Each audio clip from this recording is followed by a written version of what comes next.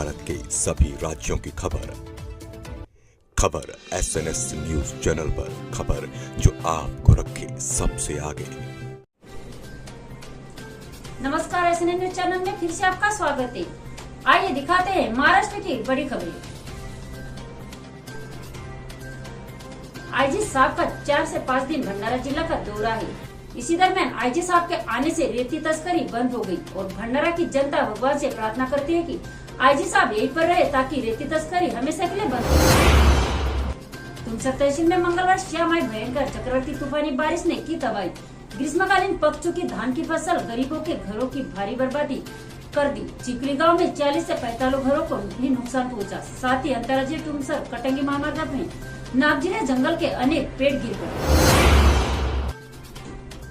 तूफान में सोलर पंपों को नुकसान, सिंचाई की समस्या। बता दें कि तालुका के कोथुरना में आए तूफान के साथ हुई बारिश के कारण कुंडलिक दोमा कामले के खेत में एक सौर कृषि पंप क्षतिग्रस्त हो गया, जिसमें सिंचाई की समस्या हो गई। मुआवजा दिलाने के लिए पदाधिकारी ने नुकसान का पंचनामा बनाया।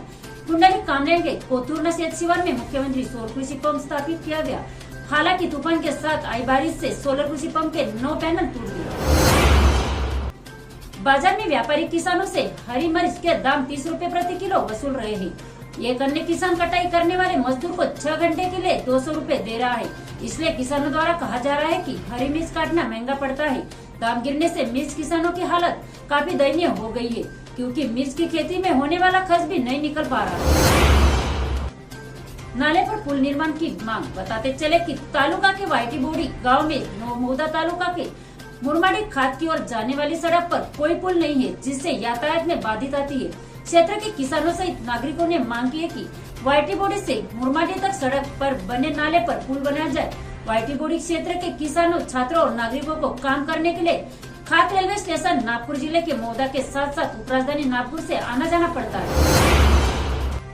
भंडारा शहर के बिग बाजार इलाके में स्थित दिसेन होटल में गुरुवार सुबह करीब 4 बजे आग लग गई।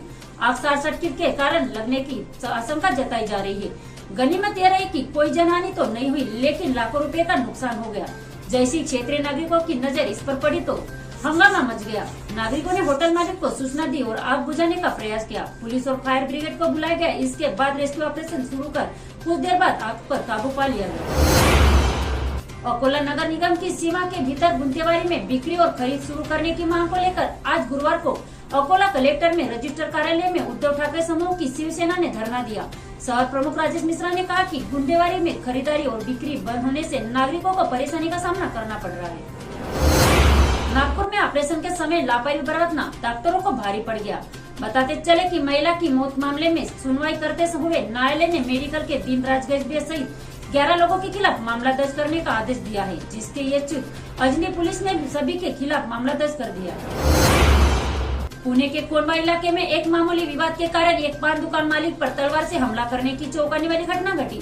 धर्मेंद्र गुप्ता की शिकायत पर कोंडवा पुलिस स्टेशन में मामला दर्ज कर 3 लोगों को गिरफ्तार किया गया। नांदेड़ से आए कपिल कस्बे और सिद्धार्थ शाहपुर तालुका के मौलू किले की में मूर्ति और अन्य ऐतिहासिक वस्तुओं का अध्ययन करने के लिए कुछ दिनों के लिए मौलू किले में रुके। इसके बाद 8 अप्रैल को किले पर कल्याण दरवाजा से भटोवा सुरखे जाते समय कपिल का पैर फिसल गया और वह घाटी में गिर गया। जैसी सिद्धार्थ ने इसकी जानकारी दी, लाइफ गार्ड टीम के सदस्य तुरंत मौलू किले पर पहुंचे और शाम को सर्च ऑपरेशन शुरू कर दिया। इसी बीच आज सुबह कपिल गंभीर रूप से घायल पाए गए और जिप लाइन तकनीक की मदद से कपिल को निकालकर उन्हें इलाज के लिए अस्पताल में भर्ती कराया गया। मराठा आरक्षण के लिए 19 साल के एक लड़के ने आत्महत्या कर ली। हालांकि जब पुलिस ने इस घटना की जांच की तो चौंकाने वाली जानकारी सामने आई है और पता चला कि यह आत्महत्या नहीं बल्कि हत्या द्वारा की गई फर्जी आत्महत्या थी। यह घटना जालना जिले के घनसावंगी तालुका में मुरमा गाँव में हुई। मराठा आरक्षण के लिए एक 19 साल के लड़के ने आत्महत्या कर ली। इसी बीच इस सुसाइड कांड में एक सनसनीखेज खुलासा हुआ है कि यह आत्महत्या नहीं बल्कि मृत युवक शिव प्रसाद थूटे की उसके ही पिता ने गला दबाकर हत्या कर दी। सरकारी भवनों का नाम महान व्यक्तियों के नाम पर रखे। बता दें कि भंडारा शहर में नई और पुरानी इमारतों का नाम महान पुरुषों के नाम पर रखा जाना चाहिए। नरेंद्र भोंडेकर और शिवसेना जिला प्रमुख अनिल गायघाने ने नगर परिषद के मुख्य कार्यकारी को दिया निवेदन। तुमसर तालुका के चिखली गांव के किसान हरिराम कुंभारे के खेत में देसी, लंगड़ा, दशहरी, बियांची, आम्रपाली और केसर किस्मों के कुल 11 पेड़ है। हर साल किसान आम बेचकर 50,000 रूपए की उपज ले लेता था, लेकिन इस साल बेमौसम बारिश और चक्रवात के कारण पेड़ पर लगे सारे आम पेड़ के नीचे गिर गए। सारे वृक्ष आम के विहीन हो गए हैं। मंगलवार को शाम आए चक्रवाती तूफान के 1 घंटे की प्राकृतिक आपदा से एक किसान को 50,000 रूपए का नुकसान हो गया। क्या सरकार इस पर संज्ञान लेगी?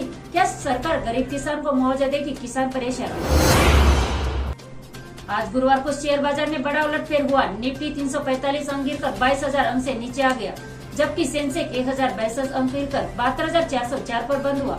यह इस हफ्ते की सबसे बड़ी गिरावट है। पिछले 5 सत्रों में सेंसेक्स 75,000 अंक से गिरकर 72,000 अंक पर आ गया। निफ्टी भी लुढ़क रहा है 22,750 से 21,957 अंक तक। महाराष्ट्र के अंधविश्वास निर्मूलन समिति के संस्थापक डॉक्टर नरेंद्र दाभोलकर की हत्या मामले में बड़ा अपडेट सामने आया है। दाभोलकर हत्याकांड का फैसला कल सुनाया जाएगा और करीब 10 साल बाद दाभोलकर परिवार को न्याय मिलेगा। इस मामले में 5 आरोपियों को आरोपी बनाया गया है और हत्याकांड का नतीजा कल घोषित किया जाएगा।